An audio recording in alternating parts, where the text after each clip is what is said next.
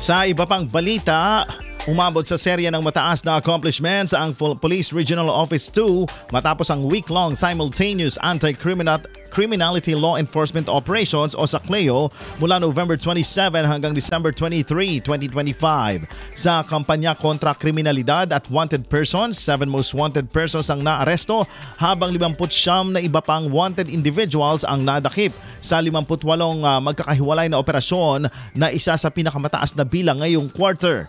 Malaki rin ang naging tagumpay sa anti-illegal drug operations kung saan 21 drug suspects ang naaresto at 81.55 grams ng shabu ang nagkakahalaga ng 515,100 pesos ang nakumpiska. Nagbunga rin ang pagpapatupad kontra illegal gambling kung saan 21 individuals ang nahuling na lumalabag sa 8 operasyon.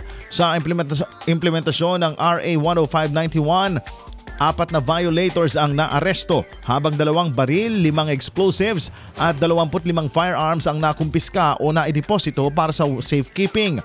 Patuloy ding tumitibay ang kampanya laban sa illegal logging matapos maresolba ang 3 operasyon na nagresulta sa pagka-recover ng 2,550 board feet ng illegal na troso na nagkakahalaga ng 130,500 pesos at pag-aresto sa 4 na suspects.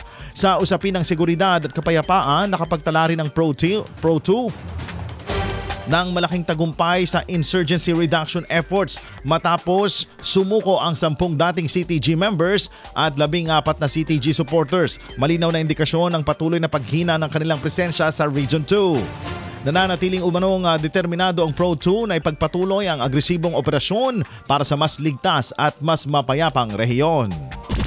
IFM News.